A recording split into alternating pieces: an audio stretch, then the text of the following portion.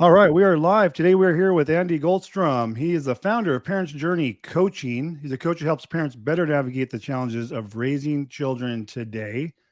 We're going to be talking, Andy, about kind of related to co-parenting issues when people are contemplating divorce or separation, or maybe they're having co-parenting issues, after their divorce.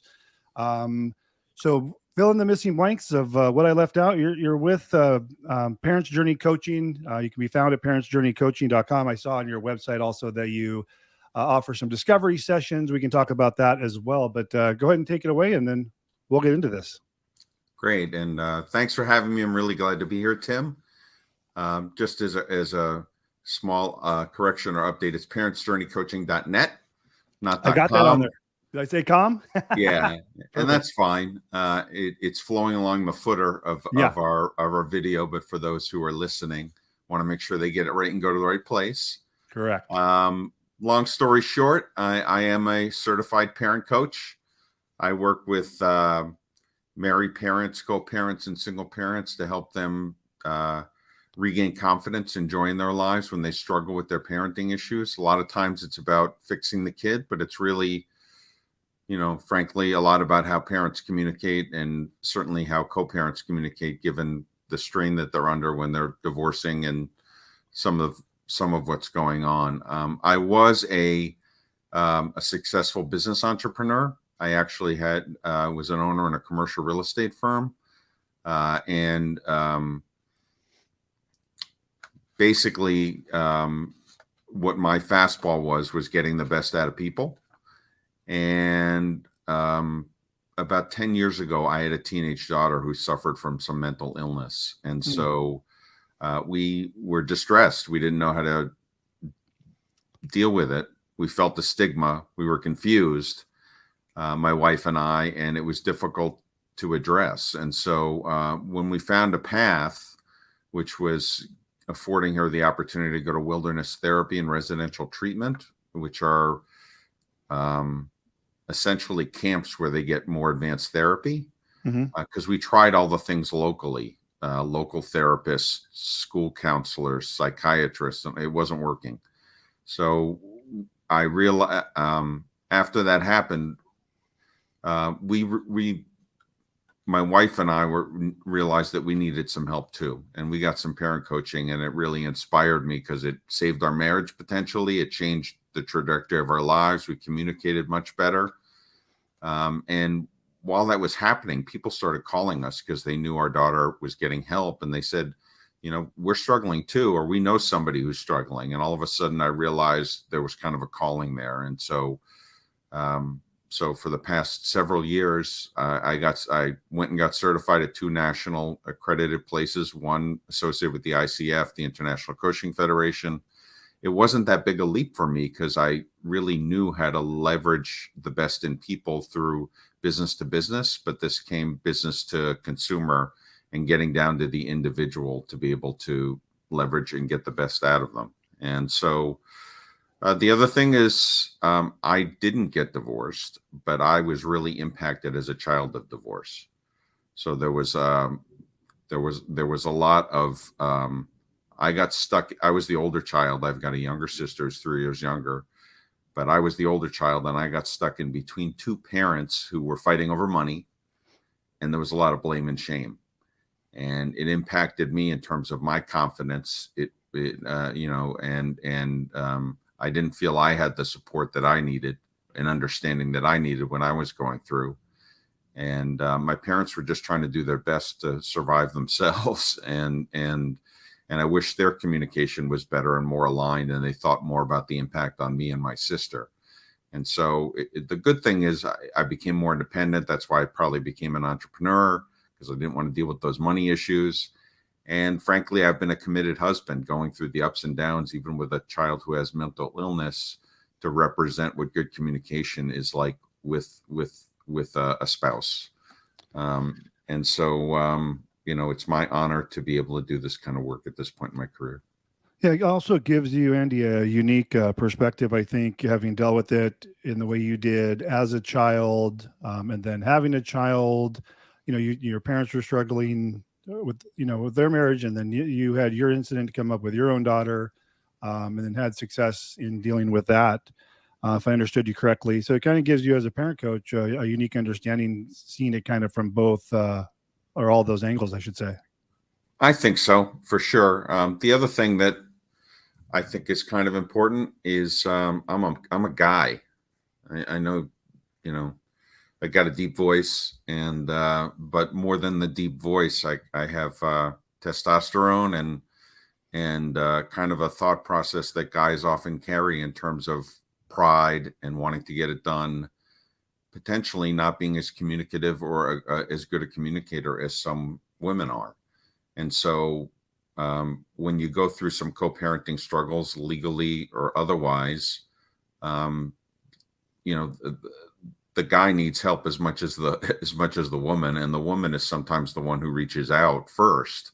Right. And I have a way of communicating with the dads, where there's much more of an understanding, and a way to get them engaged, because if both sides aren't willing to make change, it doesn't work.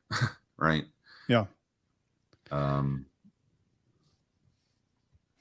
I wanted to ask you, you mentioned that because, and correct if I'm wrong, because you were able to get that counseling or therapy for your daughter, that in effect had the effect of saving your marriage. And that's why I wanted to have you on this show, is because so much of what I do is, about divorce. And I want to get your content and your unique perspective in front of folks who either are, you know, struggling as parents and maybe not contemplating divorce, or they are contemplating divorce. And so much of people, and we talked about this off camera, going through divorce that become contentious is because of custody and parenting issues. And if we can save a few marriages, it's what a lot of these podcasts have been about. So again, I appreciate you being on here. Do you work with both parents in your coaching program? Not if they're not if they're divorced and they're on Mm-hmm. opposite sides. I can only work with one or the other, but I Mm-hmm. work with, um, situations where, for instance, I'll give you two examples. I had shared with you before our call. I wanted to Yeah. give a couple of examples. So, um, there's a couple that I worked with. I don't work with them any longer. My job is to work myself out of a job to give them the tools and approaches and confidence that they need. But it was a couple that wasn't, that was going to separate, needed to get their ducks in line in order to do that, financially and otherwise. And one was living upstairs and the other was living in the basement, and the kids were shuttling back and forth. Mm. Right. And Yeah. so I was engaged with the father, who was in the basement, and he was getting all uptight because he was stricter and was putting governance around social media, and they would go upstairs and double their time on social media, and then the parents would just lash out at each other, and the kids saw that behavior and wasn't emulating good behavior for the kids. And so you have to be able to work on the pride and how the parent can communicate and control what he or she can control. I'm also working with a divorced family that is blended. So they're, the stepmom and the dad, are both struggling how to handle the kids with the ex-wife who they're in a court battle with. So they were smart enough, and I was fortunate enough that they reached out to me early enough so that I could help them. And when they went into court, the mediator and the guardian and the lawyer all said, "Wow, this is fantastic." Two things. One is, we'd like to work with Andy. So they've reached out to me because they deal with other parents who are going through this. And then they required him, as part of the court order, to work to extend my relationship with him to continue to help him. Mm. So to me, that's as good a validation of the type of service that I offer as anything. And I work with these parents and step parents and others and help them communicate better, before, ideally, so they can avoid that process. Because, as you said, when you're married, there's enough strain trying to grow your careers, trying to manage your schedules, trying to connect with your spouse. And then when you're trying to deal with kids who have all the issues they have today, social media, post-COVID issues, regarding their communication and maturity, the pressures that the kids have, and the bullying, and other things, and parents just aren't aligned. And being able to align your communication a lot better, be proactive in your communication, make sure you're connecting together before you talk to your kids about important things, rather than just one parent doing it and the other parent disagreeing in person. There are a lot of approaches that seem logical, but in practice don't happen. And so, the way I work with my parents, I have a framework I call the 4A framework. 4A. 4A. Uh-huh. And you'll see the 4 A's. So it's assess. I really try to get to know the client, meaning the parent or the parents. And the reason is because their childhood, their view on the world, the trauma that they've experienced, all influences how they work as a parent or a spouse or a co-parent. And if they have a view on the world that, that I was brought up in a strict household, so my household's going to be strict too, that may or may not work. Right. And how do you compromise with your partner, or if you've gotten remarried, or just make it work with your ex. So the first thing is assess. The second one is address. So it's putting together an actual action plan. That's the difference between a therapist and a coach. A therapist diagnoses and helps heal. A coach really puts an action plan and helps to educate. And in my career, I've been a coach in one way or another, in one form of another. And so, the parent coaching is what resonates with me, and I think creates great results. Then the third one is acting. What acting is bumping into the world. You're actually testing it week by week, seeing how it works, seeing how you deliver it, seeing how your kids respond, or your co-parent responds, or other things, or as life happens. And then as I get together with the parent or parents the following week, we review it, we see what's come up in the world, and we make adjustments. And a lot of what makes things stick is refining, having accountability, and making those adjustments. And that's the 4A framework. What was after acting? Did I miss it? Assess, address, act, and adjust. Adjust. Got it. I have a question. I handle amicable divorce cases where I'm a neutral third party and my clients do not have attorneys and they're not going to court. That said, it doesn't mean they are 100% on the same page with parenting. If I had clients in a situation where they, were in this situation, but they needed, maybe co-parenting was a struggle for them, is that something where you could then work with them? 100%. Okay. Yeah, when I asked you the first time, I think it was under the understanding of maybe it's litigated, contentious, attorneys, court, and all that good stuff. So I wanted to kind of clarify that, because that's where I would find my clients and being able to assist them, and like the folks watching this as well. That's where I think they're going to, like, if they're following or watching this under having followed me, it's going to be because they're thinking about divorce or they've gotten divorced and they may need some co-parenting assistance. So I just want to make sure that was clear. Just, most of, some of my practice deals with the legal channel while things are in a legal situation or it's really contentious with the ex. But that's about 20% of my practice. About 80% of my practice is working with parents who have gotten through that process and are still struggling, or are entering that process, or just are struggling themselves. But I'm not the guy who can help with co-parents who are having trouble with their kid because he's not eating his broccoli. It's my kid because of my parenting, my kid is really struggling with drugs or alcohol or defiance, or has learning problems in school, or is getting bullied, or can't leave his or her room. It's issues where they've tried the local things like I've tried. And what ends up happening is parents are just doing their best. You can second guess yourself all day long, but parents just don't have the toolkit. You have you have the book. I always say you have the book how to expect what you're expecting, so you can kind of figure Yeah. out when your wife is pregnant and you're with her in terms of what's going to happen during each trimester, and then what to do right after the baby is born. But there's no real book because there's too much variability on how to manage a teenager and how to become a parent after that. And so having somebody who can hold your hand, who's been trained, who has been through a lot of the same things you have.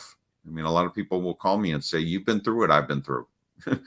You understand me, and have some really good approaches that really work.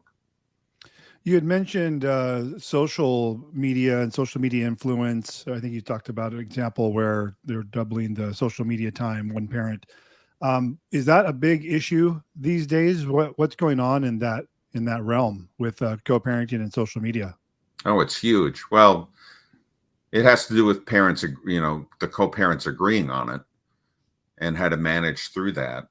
But the fact is that, um, I speak to groups and have given webinars on social media and its impact. And I call it Parents versus Children, the Impact of Social Media.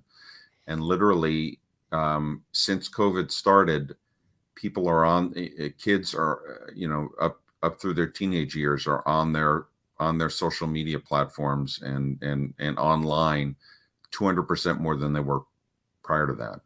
So what happened was they were more isolated, so they were more drawn to it. And then the algorithms and the way everything is designed is meant to suck you in and keep you there.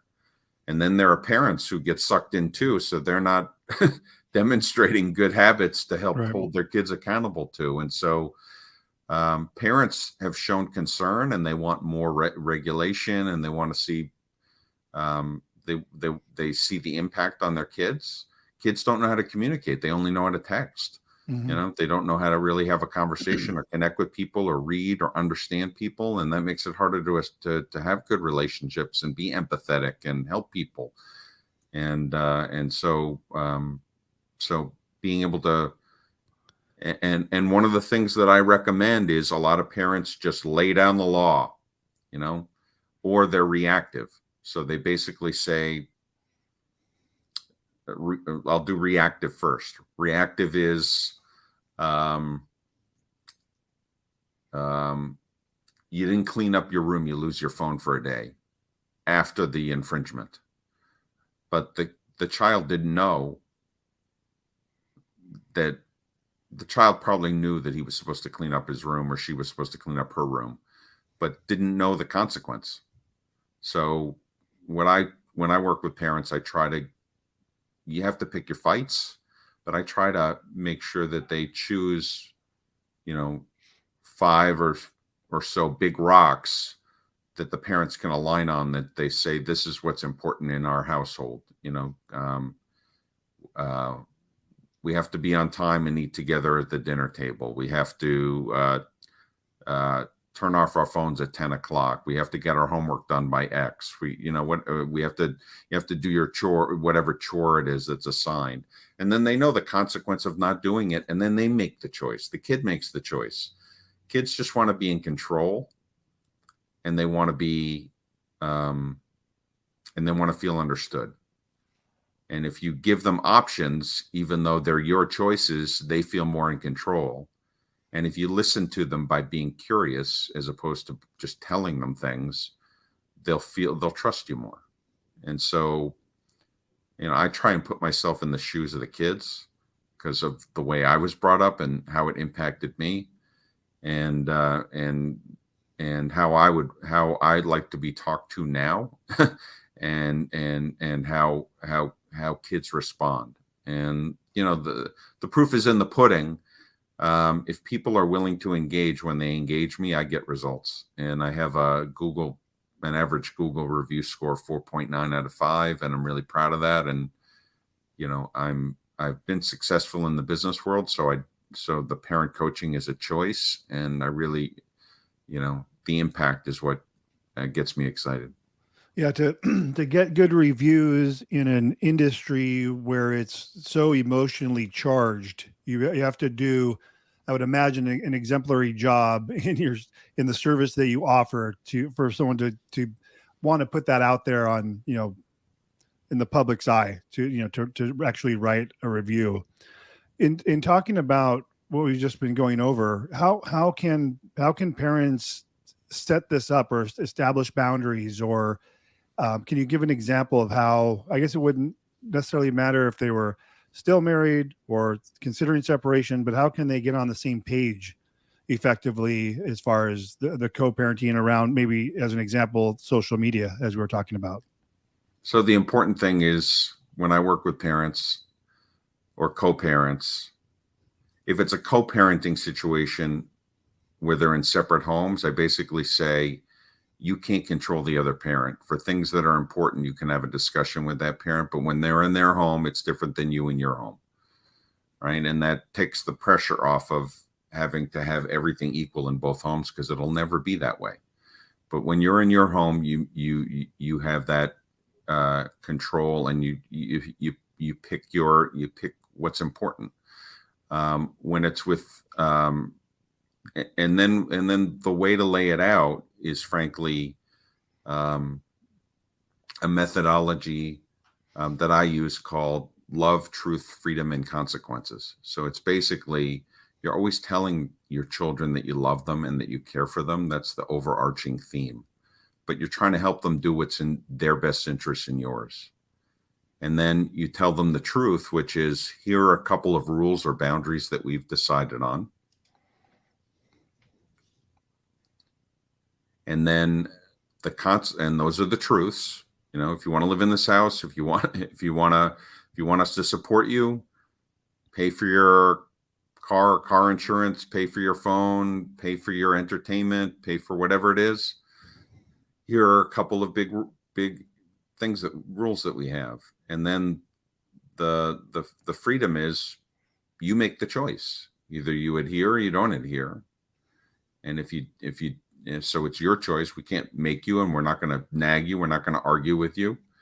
But then you get the benefit of adhering, and the reward or the consequence. And so that's the way things work in the world. When you're in a job and you get older, you're not going to be handheld through everything. You want to experience the benefits or the consequences of conforming or doing the right thing, or doing the wrong thing and learning and adapting and all the rest. Yeah. So I sometimes take it one step further, this model. And what I do is I encourage the kids to come up with some guidelines and boundaries, because if they have input, then they'll buy into it more. And that doesn't mean that whatever they say goes. Oh, I don't deserve any consequences for that. Or that, or that shouldn't be a boundary that I have. But if you make it more collaborative, it tends to stick better. And you're not lecturing and pushing down on kids who don't want to hear from their parents. They don't want to be lectured. They don't want to be told what to do. But if you give them choices, it definitely works differently. Did I hear you correctly that you also work with the child? Typically not. I'm a parent coach. They call it parenting, not childing, for a reason. Right. There are occasions that the child gets brought into the meeting or the call. I work out of Atlanta in an office, but I also work virtually, and actually have clients around the country, and even some outside the USA.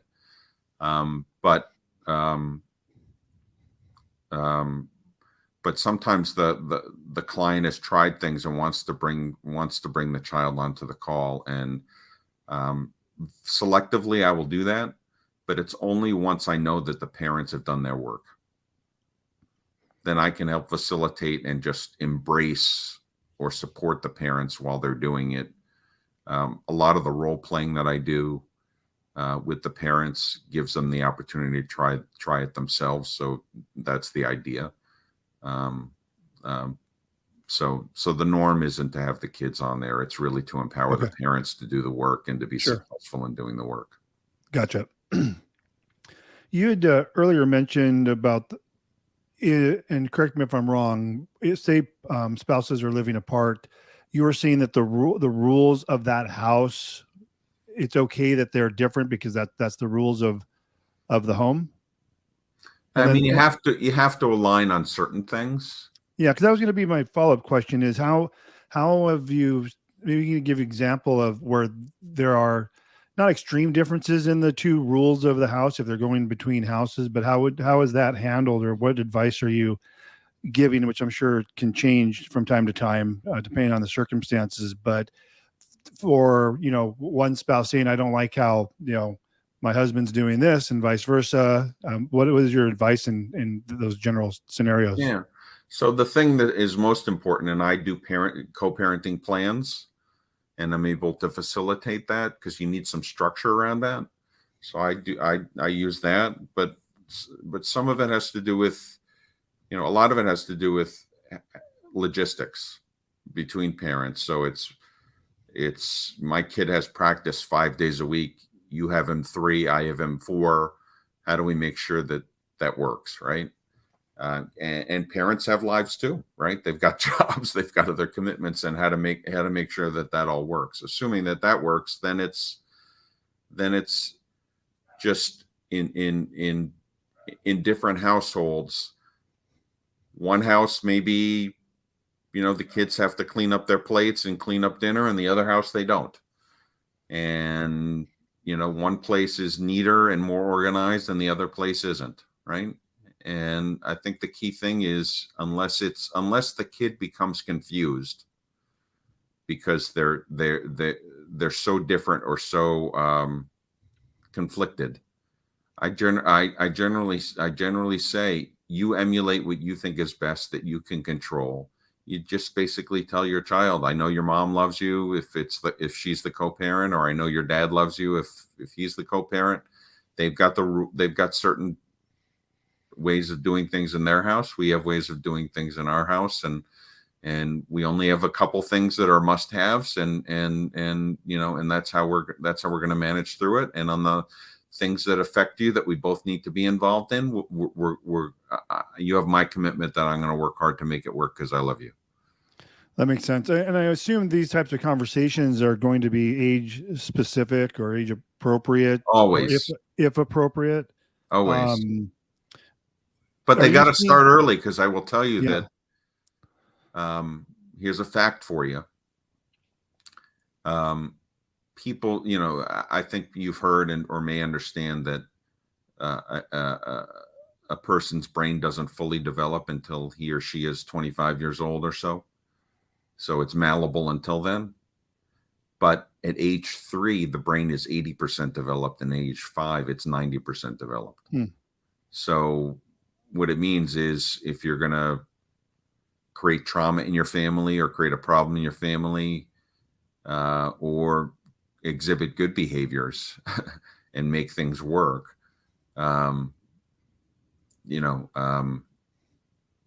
the impact of the way to undo that is harder as things go along, even though it's never too late. Yeah. You had mentioned the child, possibly becoming confused between the two households, and communication is key there. What effects, is there any negative effects that you're seeing or that parents are creating by having these different differently run households? Like as the child, what are they seeing or feeling in these scenarios? If it's just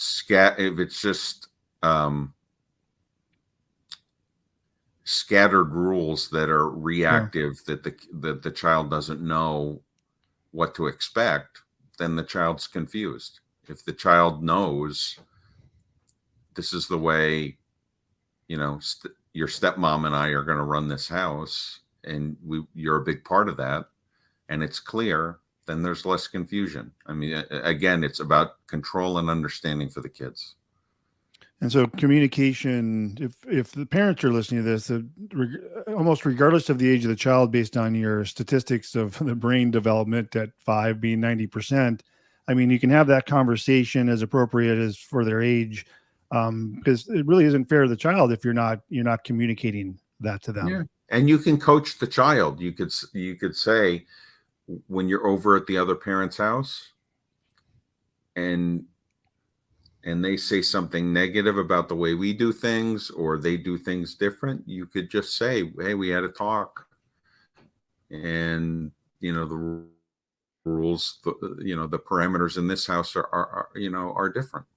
And if the co-parents communicate about those rules too, they'll understand it. But you can't force the other parent's hand in terms of who washes the dishes or who cleans the person's room. It just, it doesn't work that way.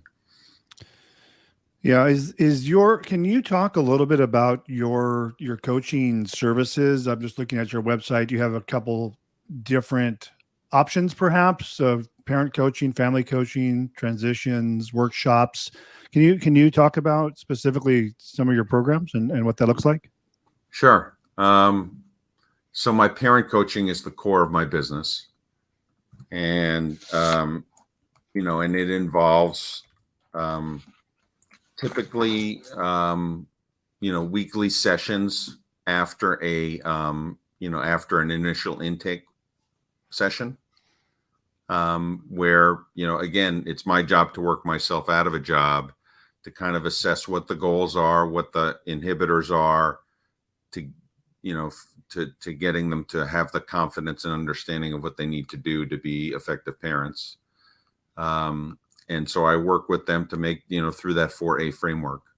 I also do family coaching, and that's when it involves the child. Oh, I see. Or more than one parent. Or sometimes, to be honest with you, it involves other family members.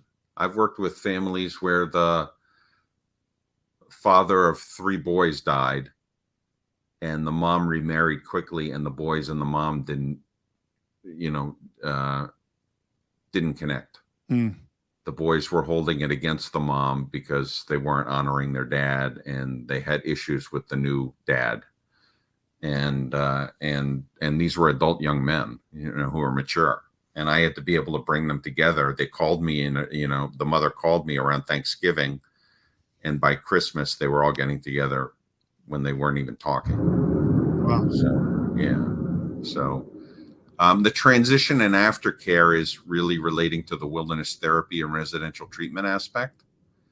And it's when you send your kid away to a behavioral program of some sort, the parents need to grieve, because the journey that their family and kid is taking is different, a different path than they expected. They need to forgive each other as parents, because parents parent differently and don't always align.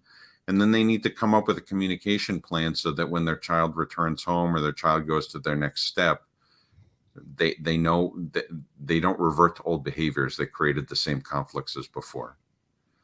And then I offer a series of workshops. Many of them are topics about about child development and about how to be a better parent. Things like how children develop and what gets in their way, how to be attuned to your child, how to set and maintain boundaries, how to create accountability, how to work together as parents, how to co-parent or enhance your spouse-partner relationship.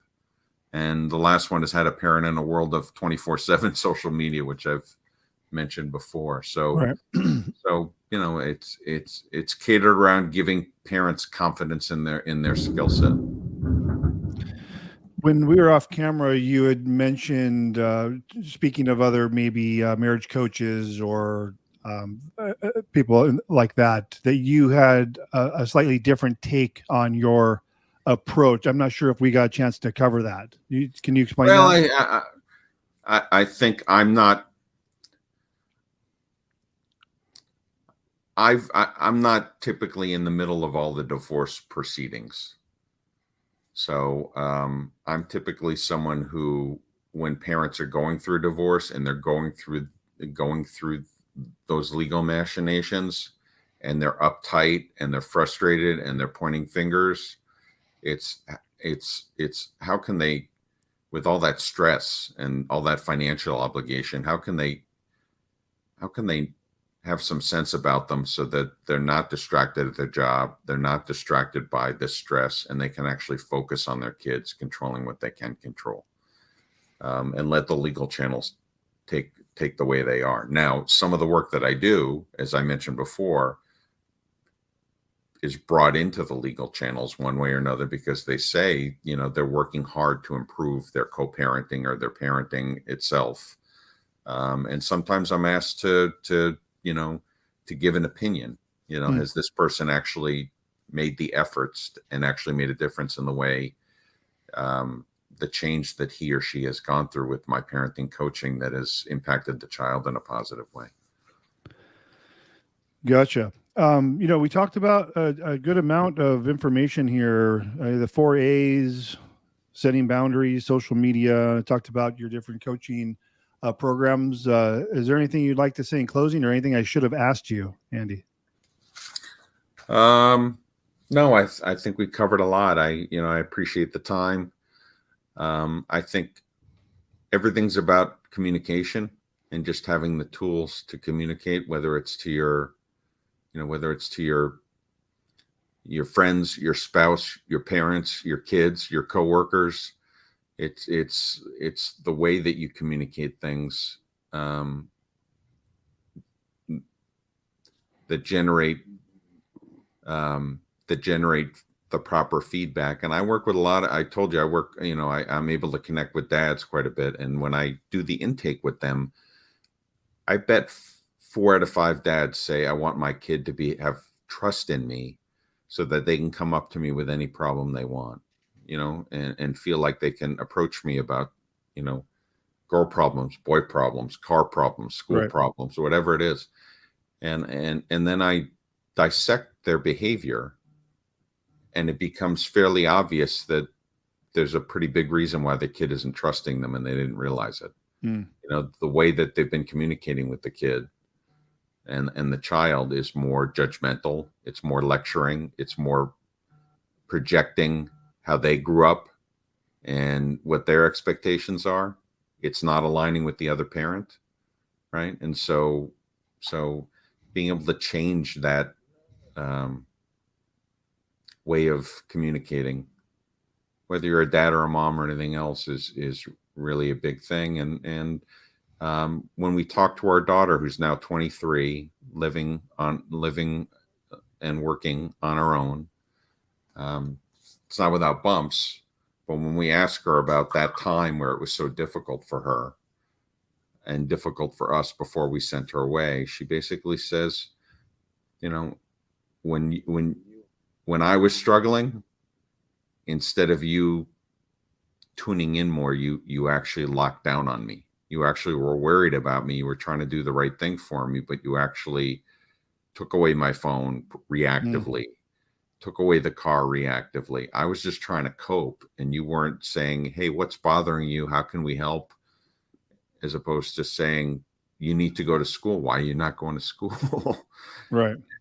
And so every person's situation is different. There are a lot of common themes. I've been doing this for many years now, and so as you're out in LA, right? Correct. As they say, as I like to say, I've seen the movie, and it's just how you tweak it, and then how to get people to respond to it and try it and adjust and gain confidence. And what I do changes lives. It makes me excited. But I'm the facilitator. It's the people who come in, who do the work, who really make a difference. Yeah. I think you said it best. It comes down to a simple word, communication, but it really isn't that simple, because that is such a large umbrella of things, right? Like you're talking about how we communicate, things we say, how we behave. We communicate in many ways. And when I do these recordings, it all seems to come back down to communication. Can I give one more example?